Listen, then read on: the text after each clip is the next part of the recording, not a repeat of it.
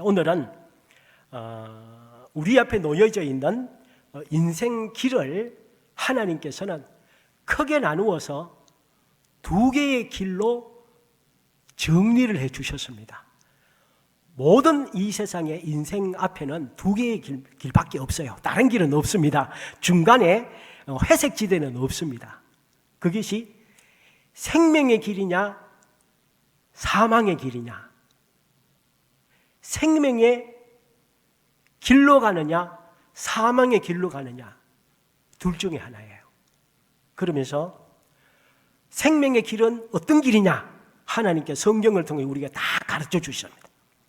그리고 사망의 길은 뭐냐, 다 가르쳐 주세요. 그리고 둘 중에 어느 길로 갈 것인지는 네가 선택하라는 거예요.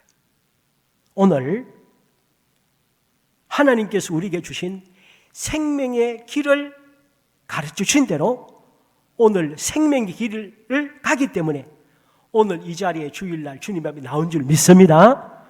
또 방송으로 예배 참석하시는 분들은 생명의 길을 가시는 분이에요. 사망의 길을 가는 사람은 뭐냐? 죽음의 길을 가는 거죠. 지옥의 길을 가는데 그 길은 생명이신 하나님도 안 믿고 생명의 양식인 하나님 말씀도 안 듣고 순종도 안 하고 하기 때문에 하나님만이 생명이시지 하나님이 아닌 그 어디에도 생명은 없습니다. 하나님께만 생명이 있어요. 그래서 지금까지 생명을 따라왔듯이 앞으로도 천국 갈 때까지 우리는 생명이신 하나님 중심으로 이 세상을 살 줄 믿습니다. 그런데 이 세상에 철학이 있습니다. 동양 철학이든 서양 철학이든 모든 철학의 바탕은 하나님을 인정하느냐 인정하지 않느냐가 기본 베이스입니다. 동양 철학이든 서양 철학이든 철학에 다양한 사조가 많습니다만은 역사적으로 굉장히 많은 철학이 있습니다만은 철학은 기본이 유신론이냐 무신론이냐, 즉 하나님을 인정하느냐 인정하지 않느냐에 따라 철학 사조가 다 달라져요. 그 중에 지금까지 나온 철학 사조들 가운데 철학 잘 아시지만 저도 학교 때 철학을 좀 관심이 있어서 좀 배웠습니다. 그 철학 가운데 인간 개인의 존재에 대해서 가장 많이 연구를 해서 나온 철학이 실존주의 철학이라는 것이 있죠. 19세기 실존주의 철학의 창시자는 덴마크의 키에르 케고르라는 사람입니다. 이 사람이 실존주의 철학을 처음으로 발표를 했는데 그러면서 낸 책이 이것이냐 저것이냐는 책이죠. 이것이냐 저것이냐. 왜 이것이냐 저것이냐입니까? 이분은 인간은 본인 스스로 이 세상에 온 것이 아니라 이분은 독실한 기독교인이었어요. 하나님께서 오늘 우리를 이 땅에 사명과 목적을 가지고 보내셨다. 그래서 벌써 태어나면서부터 됐어. 출생부터 죽음에 이르는 동안 중간에 초이스라는 것이 있다. 즉 일생 동안 하나님이 보내셔서 이 세상에 살고 있는 모든 인간은 평생 선택을 하며 살아간다. 그렇죠? 늘 우리는 선택을 해야 됩니다. 그 선택을 하면서 살아가기 때문에 우리 인간은 이 어떤 선택을 가지고 살아가냐? 하나님이 우리에게 주신 자유의지를 가지고 선택을 한다. 그렇기 때문에 자유도 느끼지만 한편으로 절망도 느낀다. 잘못 선택할 수도 있기 때문에. 그래서 인간은 불안한 인생을 살 수 있고 그러므로 하나님이 필요하다. 이게 키에르 케고르의 유실론적 기독론에 입각한 실존주의 철학이에요. 반면에 똑같은 실존주의 철학을 주장했는데 한쪽은 무신론적 실존주의 철학이 있어요. 대표자가 야스퍼스나 하이데거나 또는 사르트르라는 사람이 있어요. 1980년에 사르트르라는 사람이, 불란드 철학자가 죽었죠. 이 사람은 인간에 대해서 연구는 했는데 어떻게 주장하는가 하면, 인간은 신이라는 하나님이 이 세상을 창조해서 보낸 것이 아니고 알지 못하는 그 무엇에 의해서 인간은 세상에 보내졌다라고 보는 거예요. 그러니까 이분은 인간의 본질보다가 실존이 우선이다. 무슨 얘기인가 하면, 인간은 이분도 똑같이 평생을 선택을 하면서 살아가는데, 인간은 어떤 목적이나 사명을 가지고 태어나는 것이 아니고 세상에 보내졌기 때문에 살아가면서 선택하면서 스스로가 자기의 사명을 찾아 나서는 것이 인간이다. 이분은 하나님을 인정하지 않기 때문에 그렇게 주장을 했어요. 제가 이 말씀 드리는가 하면, 그러나 우리 인간은 스스로가 생명의 길과 생명길을 선택을 할 수 없게 돼 있어요. 우리 인간은. 왜냐하면 우리는 아담과 하와의 후손이기 때문에 인간은 죽는 존재로 태어나는 것입니다. 그래서 인간 스스로에게는 자체가 죽음을 안고 태어나기 때문에 인간 스스로에게는 생명을 창조할 수도 없고 생명을 열매를 맺을 수도 없고 생명을 선택을 못하도록 본질적으로 그것이 인간이라고 하는 거예요. 그래서 하나님께서는 우리를 창조하셨기 때문에 비록 죄인이지만 사랑하시고 은혜를 베푸셔서 긍휼히 여기셔서 우리에게 그냥 세상에 태어나게 하시고 네 생각대로 살아라, 네가 선택해서 살아라고 말씀하지 않으시고 우리에게 손에 2개의 길을 잡혀주신 거예요. 너는 이 세상을 사는 동안 생명의 길을 갈 수도 있고 사망의 길을 갈 수도 있다. 그리고 이것이 무엇인가를 성경을 통해 다 가르쳐 주시고 나서 이제는 2개의 길 중에 한 길을 가라라고 말씀하는 것이에요. 그래서 오늘 8절 말씀에 말씀했습니다. 여호와께서 말씀하시기를, 보라, 내가 너희 앞에 생명의 길과 사망의 길을 두었다. 어느 길을 갈 거냐, 이것인 것이죠. 저는 오늘 주님 앞에 정기적으로 하나님께서 예배 드리려고 하신 이 주일에 주님 앞에 나오셔서 함께 예배에 참여하시거나 가정에서 출타 중에 하나님께 일정하게 방송으로 예배에 참여하는 모든 분들은 생명의 길로 가고 있는 것을 믿으시기 바랍니다. 그래서 천국 갈 때까지 우리는 생명의 길을 가야지, 생명 길을 가다가 그만 삐딱해져 가지고 사망의 길을 가면 안 된다고 하는 거예요. 그래서 성경에 보면 생명의 길과 사망의 길을 여러 가지로 우리가 알 수 있도록 많이 말씀해 주셨어요. 그 중에 하나가 오늘 본문에 보니까 하나님께서 이스라엘 백성들의 이 길을 제시할 때 보면 이스라엘이 마지막으로 바벨론에게 망하기 직전에 또 이걸 제시하세요. 지금 오늘 21장의 상황이 역사적 상황이 뭔가 하면 바벨론이라는 나라가 예루살렘을 2년 동안 포위해 있는 상태예요. 2년을 포위했으니 이걸 막다른 길로 간 거예요. 먹을 것도 없고 이제는 다 죽게 된 상황이에요. 그래서 망하기 직전인데도 하나님이 이 제시하세요. 아직도 너희들에게는 길이 있다. 너희가 지금도 살 수 있는 길이 있다. 왜 그렇습니까? 그런 말씀하시는 거예요. 지금 저 바벨론을 내가 지금 여기에 데려왔다는 거예요. 바벨론 자의적으로 이스라엘을 공격하러 온 게 아니고 내가 바벨론을 너희들을 심판하는 도구로 썼다라고 말씀하시네요.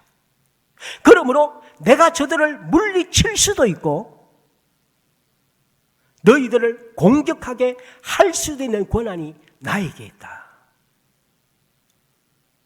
그러면서 내 말을 들으면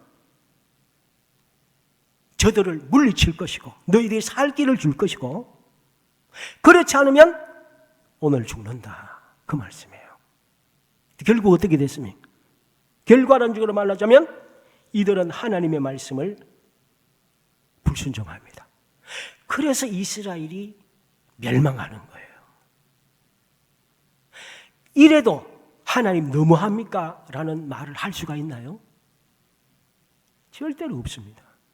하나님은 그렇게 무지막지한 분이 아니시죠.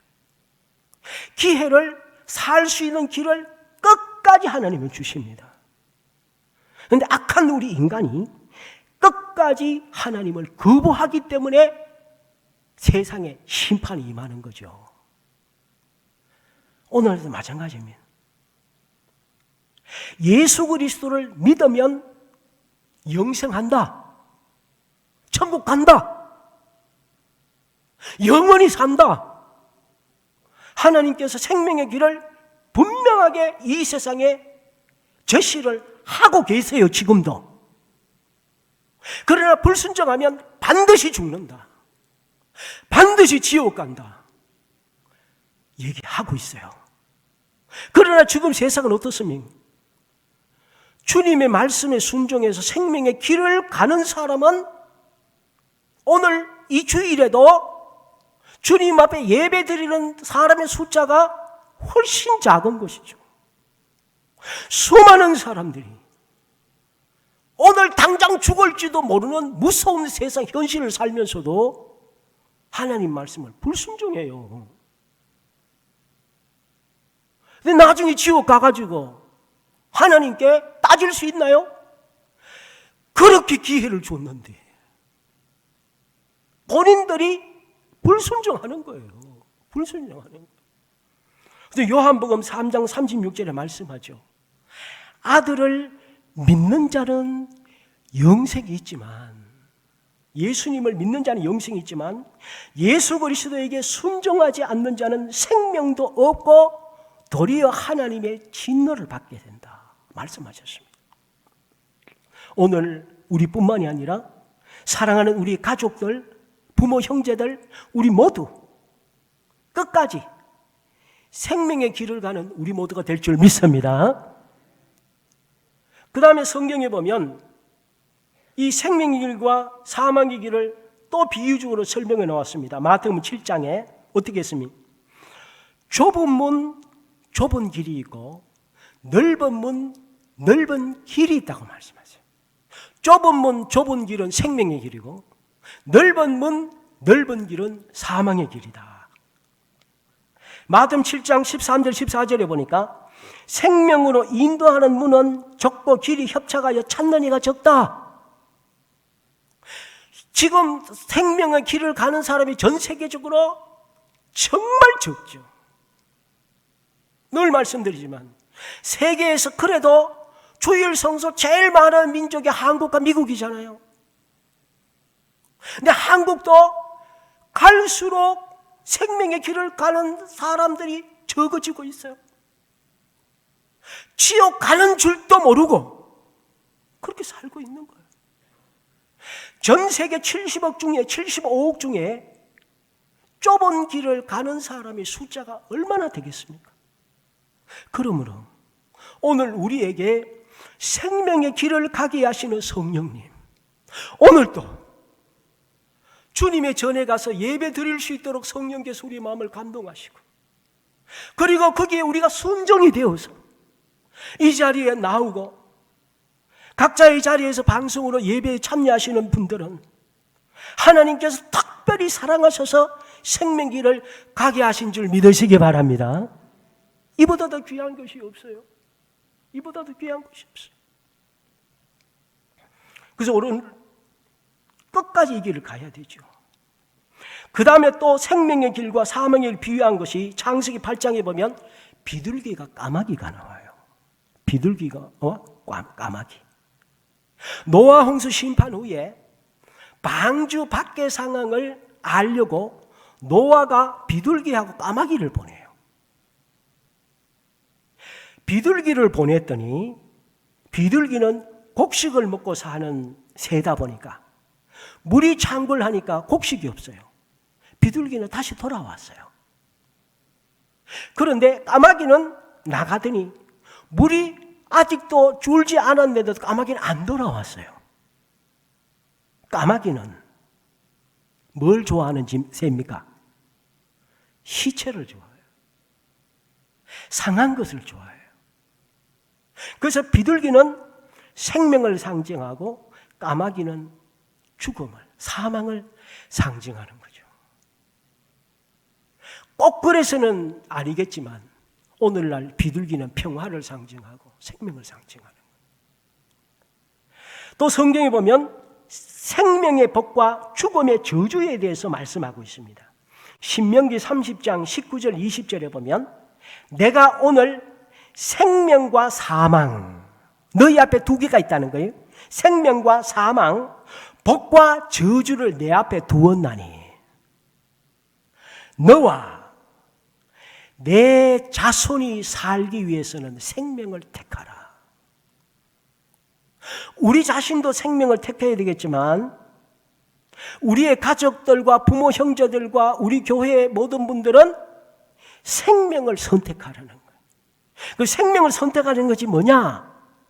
신명기 30장 19절 20절 이 말씀에 제가 1, 2, 3으로 제가 지금 붙여놨습니다. 하나님은 생명을 선택하는 뭐냐? 첫 번째로 보면 생명을 선택한다는 것은 하나님을 사랑하는 것이다. 하나님을 다 사랑하는 줄 믿습니다. 두 번째가 말씀을 청종하는 거예요. 이게 생명을 선택하는 거예요. 하나님 말씀이면 죽음도 두려워하지 않고 하나님 말씀에 순종하는 줄 믿습니다. 이 생명을 선택한 사람이에요. 세 번째가 뭡니까? 하나님을 의지하는 거예요. 오늘 우리는 나를 의지해서 인생을 살아가는 사람은 주님 앞에 예배 안 드려요. 그냥 살아요. 하나님을 진심으로 의지하는 사람은 주님 앞에 예배자로서 나오는 거예요. 오늘 우리 모두가 생명을 선택하신 줄 믿습니다. 그래서 이렇게 생명을 선택하는 자에게 하나님께서 어떻게 하십니까? 너의 생명과 장수가 나에게 달려있다. 나에게 달려. 말씀하는 거죠. 그리고 성경에 의하면 세상에는 의인과 악인이 있을 뿐이지 중간자는 없다. 의인이냐 악인이냐 두 종류밖에 없다고 말씀해요. 그럼 의인은 어떤 사람이냐? 세상에서 말하는 의인과 다릅니다. 성경의 의인은 뭐냐? 윤리적, 도덕적, 행위적 흠이 없는 사람이 의인이 아니고 성경의 의인은 비록 사람을 죽였을지라도 세상의 형법을 어겼을지라도 그 사람이 자기 죄를 회개하고 하나님을 믿는 자는 의인이라는 거예요. 그 성경의 의인은 주님을 믿느냐 안 믿느냐 여기 의인이에요. 그래서 히브리서 10장 38절에 보면 오직 나의 의인은 믿음으로 말미암아 살리라. 호세아 14장 9절에도 말씀했습니다. 여호와의 길은 오르니 의인들이 그 길을 걸어다닌다. 그래서 오늘 우리 모두가 의인인 줄 믿으시기 바랍니다. 우리는 의인이에요. 악인은 뭡니까? 행위적 범죄자가 악인이 아니라 성경의 악인은 하나님을 인정하지 않고 믿지 않는 사람을 성경은 악인이라고 하는 거예요. 악인이라고. 이 악인은 왜 악인이 됩니까? 예레미야 2장 13절에 보면 이런 사람은 두 가지를 행해요. 첫 번째는 생수에 근원된 생명의 근원자, 우리의 삶을 이끌어가는 하나님을 버린 것, 하나님을 믿지 않는 것, 하나님이 가장 싫어하는 가장 큰 죄악입니다. 용서가 안 되죠. 그 다음에 두 번째 죄가 악이 뭡니까? 물을 담지 못하는 터진 저장소를 만들어서 하는 자다. 즉 뭡니까? 하나님의 은혜 부정하고 하나님의 은총과 하나님의 모든 것을 감사하지 않는 삶을 사는 사람이 이런 사람입니다. 이 세상에 호흡 없이 사는 사람이 누가 있습니까? 땅에 발을 안 딛고 사는 사람이 누가 있습니까? 물 안 마시고 살 수 있는 사람이 누가 있습니까? 누가 만들었습니까? 누가 주셨습니까? 누가 제공해 줬습니까? 전부 하나님이 만든 세상에 살면서 하나님을 인정 안 해요. 어떻게 용서가 됩니까? 남의 건물 빌려도 매달마다 월세를 줘야 되는 게 이 세상인데, 안 내면 2달 내면 그냥 나가라고 통지를 받는 게 이 세상인데, 세상에 수십 년, 100년을 하나님이 주신 것을 살면서, 공짜로 살면서 하나님을 안 믿는 것을 하나님이 그게 어떻게 용서가 됩니까? 그렇게 수많은 기회를 주는데도. 그러니 지옥은 하나님이 보내는 것이 아니고 스스로가 가는 거예요. 스스로가 선택해서 그 길을 가는 거예요. 하나님이 가게 하고 싶어서 가는 게 아니고 끝까지 말을 안 듣니 자기 발로 자기가 가는 거예요. 가는 거예요. 그 다음에 생명나무와 선악을 알게 하는 나무가 있어요. 생명나무와 선악을 알게 하는 나무. 에덴 동산에 하나님께서 중앙에 생명나무를 두셨어요. 이 생명나무는 무엇을 상징합니까? 생명의 창조자요. 생명을 유지케 하고 죽을지라도 부활케 하시는. 우리의 육신은 죽죠. 영혼은 안 죽습니다. 우리 육신은 죽습니다. 그러나 이 육신은 죽지만 하나님께서 예수 그리스도께서 우리 육신을 다시 부활케 하시죠. 이게 생명나무. 즉 생명나무는 생명의 근원자요, 유지자요, 부활케 하시는 예수 그리스도를 상징한다면, 선악을 알게 한다는 게 지식이죠. 선악을 알게 하는 나무는 오늘 우리 여러 가지 해석을 할 수 있습니다만 그 중에 하나가 우리 인간을 상징합니다. 오늘 우리는 수많은 인간의 지식들을 만들어냅니다. 경제학, 문학, 철학, 과학, 의학, 인문학, 수천문학, 모든 학문의 지식을 인간이 만들어냅니다. 계속 발전시킵니다. 그러나 우리가 분명하게 알아야 될 것이요, 인간이 만드는 모든 학문은 살리는 학문이 아니라 죽이는 학문이에요. 인간은 생명을 만들 수도 없고 창조할 수도 없고 유지시킬 수도 없고 부활할 수 있는 능력이 인간에게는 없어요.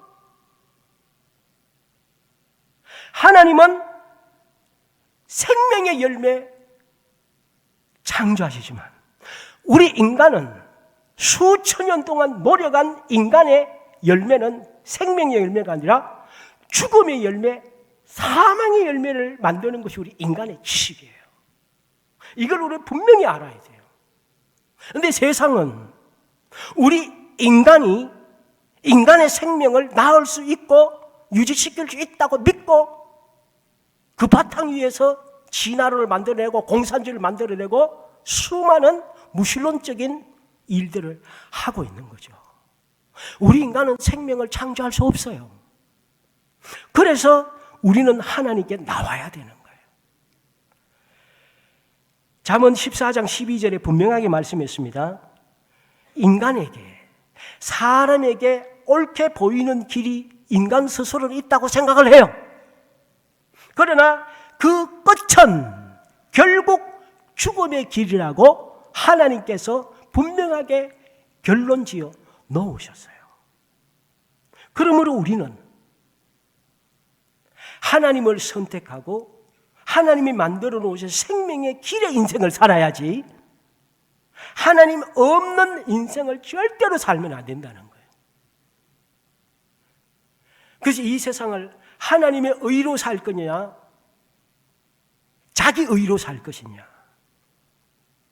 행함이 있는 믿음으로 살 것이냐, 믿음이 있다고 하면서도 행함이 없는 믿음으로 살 것이냐, 영적인 그리스도인으로 살 것이냐, 육적이고 세상적인 그리스도인으로 살 것인가. 하나님을 경외할 것인가 경외하지 않을 것인가, 다윗의 길의 인생을 살 것인가 사울의 길의 인생을 살 것인가, 주님은 우리에게 선택하라는 것입니다.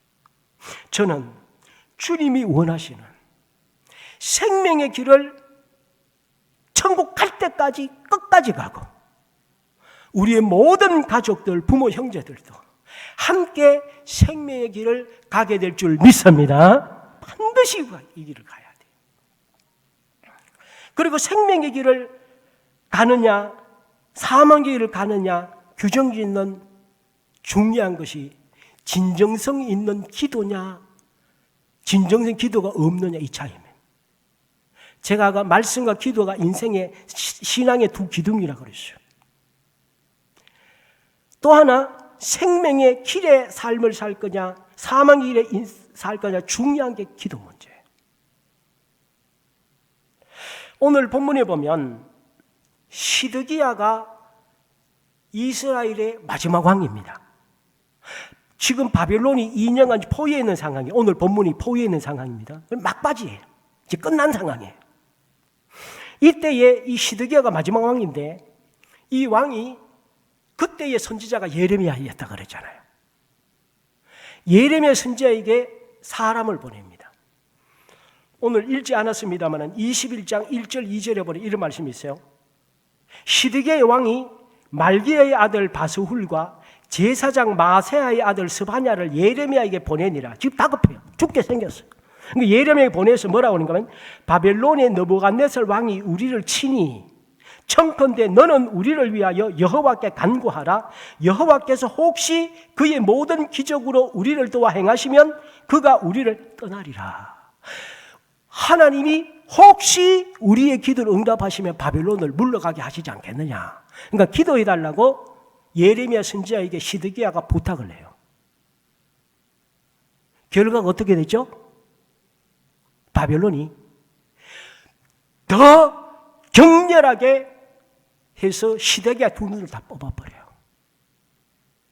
그리고 그러게도 일국의 왕인데 두 눈을 뽑는 것도 모자라서 맨발로 쇠사슬에 묶어서 개 끌고 가듯이 예루살렘에서 바벨론까지 개 끌고 가버려요. 정말 가장 비참한 결과를. 시드기야가 기도 요청 안 했나요? 기도해 달라고 요청했어요. 자기 딴엔 한다고 한 거예요. 우상에게 기도한 거 아니에요? 하나님께 기도했어요. 그런데 아작이 났어요. 100년 전에 똑같은 상황이 있습니다. 100년 전에 히스기야 왕 때에 아수르의 산헤립이 쳐들어왔어요. 지금은 시드기야 때에 바벨론의 느부갓네살이 찾아왔지만 100년 전에는 히스기야 왕 때에 아수르에 찾아왔어요. 그런 산헤립이 공격에 왔는데 똑같은 상황에 히스기야가 그때 이사야 선지자죠. 이사야 선지자에게 기도 요청을 해요. 기도 요청을 합니다.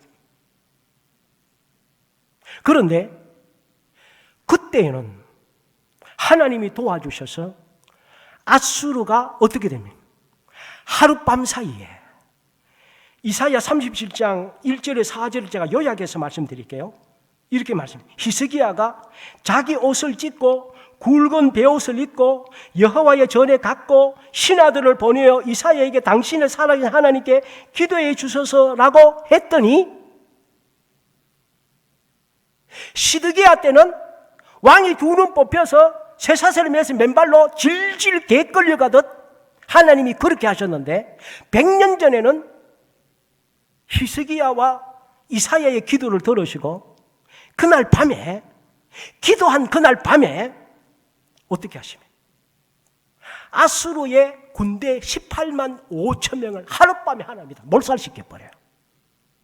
그리고 산헤립은 자기 군사 18만 5천 명이 하룻밤 사이에 몰살을 당하니까 놀라서 자기 고국으로 가서 자기 친아들에게 살해당해요. 왜 이런 차이가 있느냐는 거예요. 다 기도했는데 왜 이런 차이가 있느냐는 거예요. 우리가 같은 시대에 주님을 섬기는데 왜 어떤 사람의 기도는 응답이 되어서 기적이 일어나고 역사가 나타나는데 왜 어떤 사람이 이런 엉뚱한 결과가 주어지느냐는 거예요. 이사야 선지자와 예레미야 선지자의 영성의 차이일까요? 이사야 선지자는 영적으로 대단하고 예레미야는 별 볼 일 없었기 때문에 그 기도를 하나님이 안 들어주셨을까요? 그게 아니라는 거예요. 우리가 분명하게 오늘 이 본문을 통해서 이해를 해야 됩니다. 히스기야는 제가 아까 읽어드렸습니다. 같은 이사야 선지자에게 기도 부탁을 할 때에 히스기야는 본인이 먼저 자기 옷을 찢고 이 산헤립이 하나님을 엄청 모독했거든요. 하나님을 모독하는 것이 너무 분해서 하나님을 욕하는 것이 너무 통분히 여겼어. 히스기야는 자기 옷을 찢으며 하나님은 그렇게 대접받을 뿐이 아니야. 노랑기 같은 너희들이 하나님을 입에 오르내릴 뿐이 아니야. 이 힘없는 나라 때문에 하나님의 영광이 가로막히는 것이 히스기야는 너무너무 죄송하고 안타깝고 괴로웠어. 자기 옷을 찢고 성전에 올라가서 하나님 죄송합니다. 하나님 죄송합니다. 저희들 때문에 하나님이 욕먹고 계시네요. 하나님 죄송합니다. 베옷을 입고 울며 하나님 우리가 잘못한 것을 용서해 주세요. 히스기야는 자신부터 하나님 앞에 안타까운 마음으로 성전을 나가서 울부짖어 신하들을 보내서 이사야 선지자에게 하나님께 기도해 주세요. 기도해 주세요. 기도해 주세요. 초청하는 거.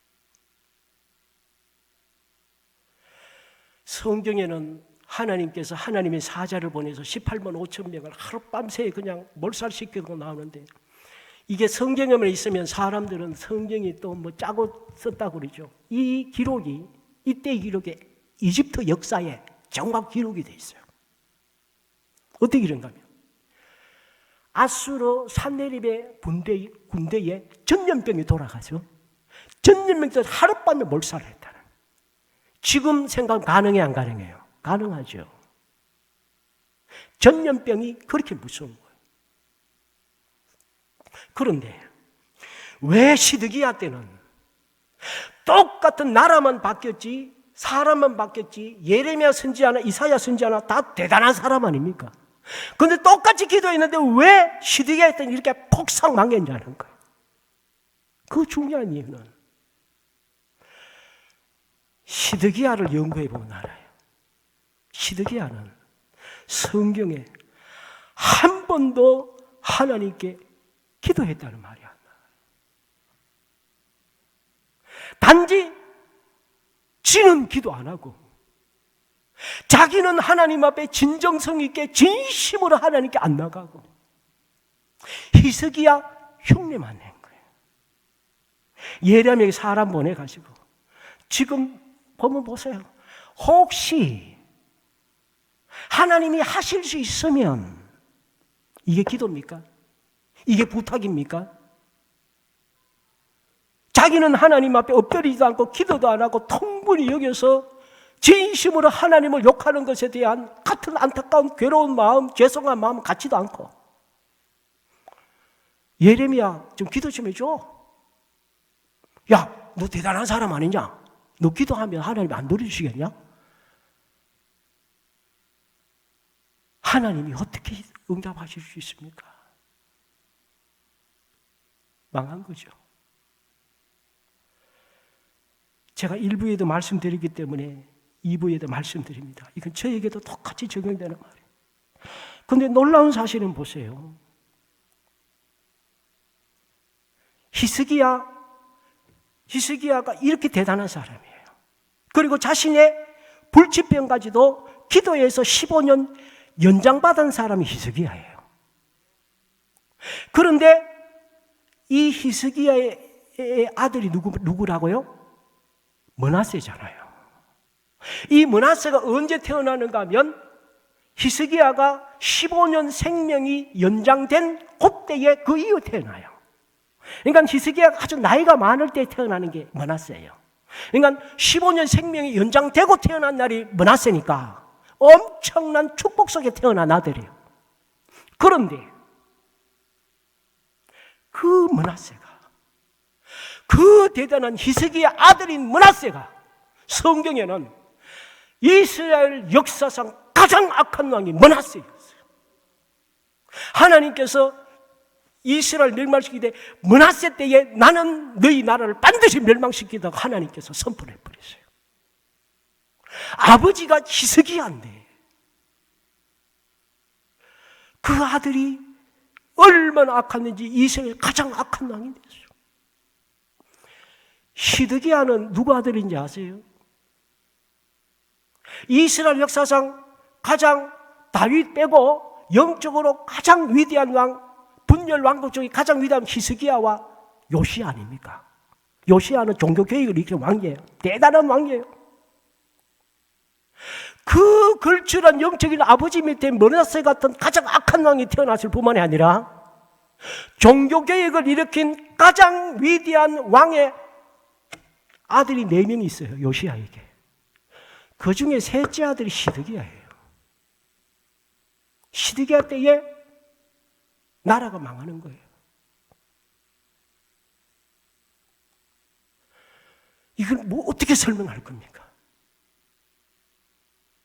저는 히스기야도 하나님의 응답도 받고 자신의 병도 나은 이후에 저는 히스기야가 영적으로 방심이 있다고 봐요.